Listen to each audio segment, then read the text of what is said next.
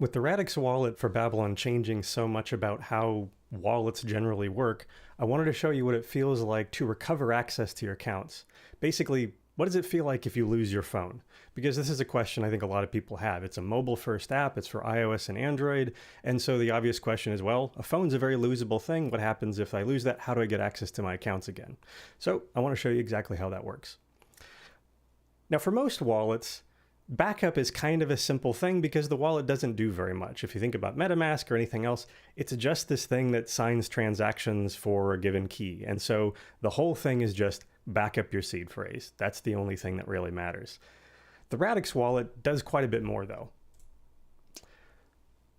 In our case, it's not just sort of this like single key repository, it's keeping track of multiple accounts for you. Those accounts have individual settings on them, they have names on them, and also the Radix wallet is keeping track of stuff like the dApps that you've connected to and the personas that you've created and your security settings and all these sorts of things.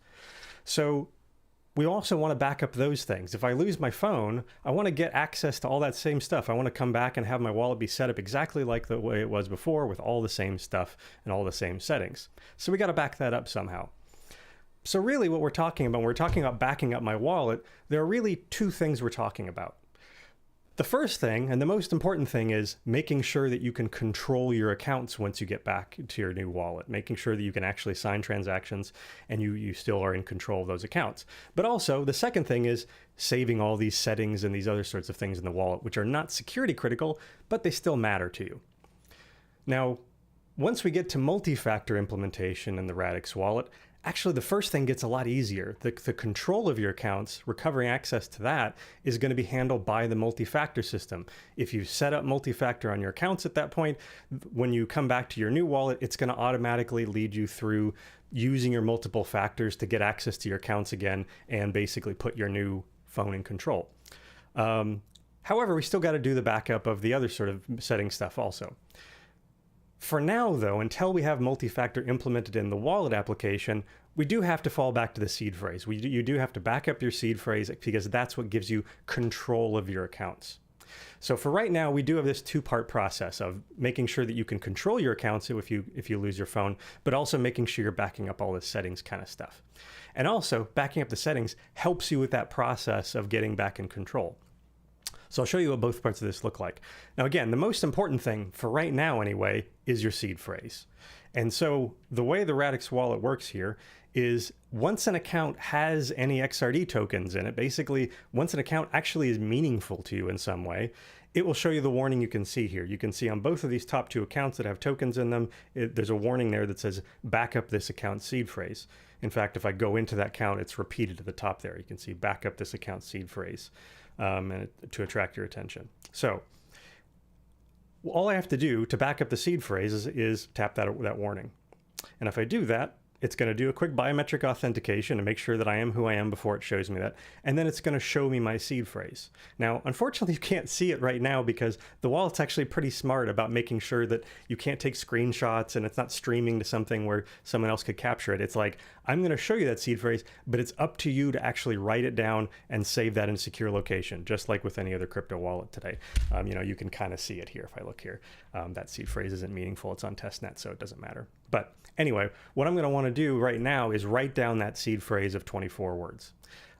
So I've already done that, so I don't need to waste your time doing that. I've got those 24 words written down here, and I'm going to dismiss this dialog. It's going to show me this warning saying, are you sure you've securely written down the seed phrase? You will need it to recover access if you lose your phone. This is the important point. And you have to confirm that, yes, you have indeed backed that up. You have written that down. If you hit no, not yet, it'll continue to remind you to come back to it and do it later. So I'm going to go ahead and say, yes, I backed it up. And once I've done that, you can see here that the warning has gone away. And if I go to the main screen, the warning has gone away there. It's like, I now know that you've backed up the seed phrase, so you're in good shape. You can also, by the way, get access to this later if you want to. If you go into your account and security settings and seed phrases, you can see here your seed phrase. If I'd imported an account from the old Olympia wallet, you'd actually see an additional seed phrase there for that import from Olympia. But this one right now, I just have the single seed phrase, which is securing all the accounts that I'd created on there. Okay, so I've done that part of it. And by the way, you'll also see at the bottom here that I've got some other accounts that I create with a larger ledger hardware device. You'll also see how I'll recover access to those, but obviously there's no seed phrase needed for those because the whole point is they're secured by having access to that physical device. Okay. So now the other thing is, well, what about backing up the settings? Because that's not security critical, because this more is sort of something that's like, look, this is important to you, but it doesn't contain any seed phrases. It doesn't have any private keys. All that stuff is controlled by your seed phrase. We can put this into a much more automatic mechanism. So if I go in here to app settings and go to backups, you'll see that I'm automatically backing up here to iCloud. This is the default on iOS. On Android, it automatically backs up to Google system. And when you first create your wallet, it's automatically going to start pushing those backups of your settings to the cloud. If you want to, you can turn that off. That's an option if you want to. There's not really a good reason to, because again, there's nothing in there which controls your accounts. Even if someone managed to hack your iCloud account, they don't get access to your accounts or anything else like that. All they can just kind of see is like, well, here are your settings in your wallet. Not that big of a deal. You can also, however, if you want to, go down to export wallet backup file. This is something where if you want to have like a manual backup on your computer, you can do that. You'd also use that if you want to like move backups between an iOS and an Android device. But again, this backup is not your seed phrase. This is nothing security critical, and it just basically happens automatically to make sure it's super easy for you to recover everything if you lose your phone. So we're going to go ahead and leave that cloud backup running, and we'll see how this looks. Now, in order for me to like simulate what it would be like to use your phone, I'm going to use this button I've got at the bottom of the screen here, where basically I'm going to delete the wallet. So if I hit reset wallet, but I'm not going to do delete iCloud backup, I'm going to leave that iCloud backup, because obviously that would be the case if I'd lost the phone. I'm going to buy a new phone, I'm going to reinstall the Radix wallet on it, and it'll be like a fresh application. So that's what I'm going to do right here, is reset this so you can see what that's like. So I hit reset wallet. Here we go. This is what you're going to see the first time you launch the app. In fact, if I close this, like this is the first screen.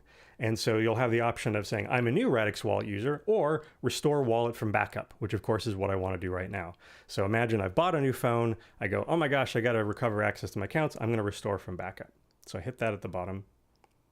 And I go to this thing to choose the backup. I've actually got multiple backups here because I've been doing a lot of testing, obviously, for our Babylon launch. But you can see that the one backup that's relevant here is this one on the list. I can select that.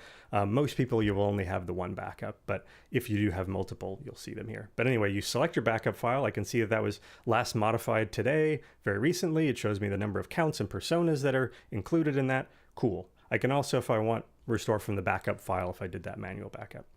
But I'm going to go ahead and use the iCloud backup. So I hit that. And immediately, we are now going into the recovery process. So now my wallet has pulled down from iCloud. It knows what accounts I had before. It knows what they were named, all that kind of stuff. And now it goes, cool, now I need your seed phrase to be able to recover control of those accounts. This, by the way, is much nicer than what you get with MetaMask and other wallets, because normally what you do if you were doing this was just enter your seed phrase, but MetaMask has no idea what accounts were derived from that seed phrase. So you have to go through, if you've been through this, you have to go through that kind of stupid process of like re-adding your accounts until you get to the ones that actually had money in them and giving them the names again and all that kind of stuff. So the wallet has all that. All we have to do is just input the seed phrase so it can control. And so it's showing me that it shows that these three accounts and my personas are secured by a seed phrase. And so I have to enter that seed phrase. So if I hit that button, once again, pops up a screen that you can't see right now because it's secret.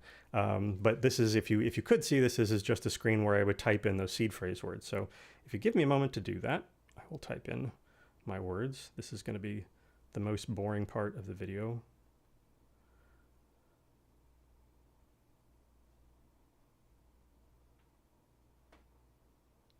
You could put on a little music here if you want.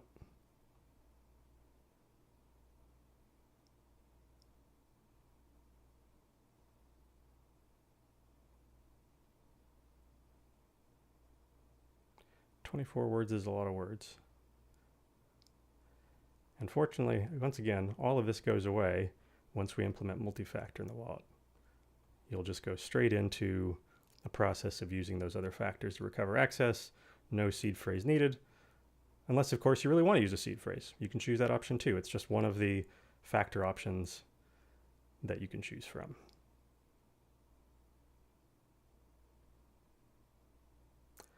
getting there.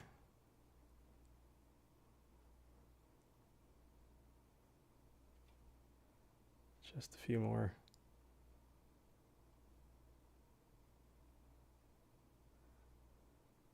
Okay, there it is. So now I'm going to hit import, which you can't see. And what it did there is it took that seed phrase, it compared that to the accounts that it got from the backup and says, hey, does this seed phrase actually work to control these accounts? And the answer is yes. It goes, yep, here you go. You've got access to all these accounts again. It also knows that I've got the ledger accounts that were added in there. It already knows it's saved because the profile included the definition of which ledger devices I'm using, which accounts those devices are securing. It doesn't have to ask me for this at all. If you're doing the Olympia import process, you'll notice that it kind of asks you to connect your ledger wallet so it understands that it can confirm that you do actually have that device. But in this case, it knows that the case, so there's nothing else. I automatically have those, and so I can use those accounts whenever I want. So I'm back in business. That's all there was to it. I just automatically recover from the cloud backup. It knows what my accounts are.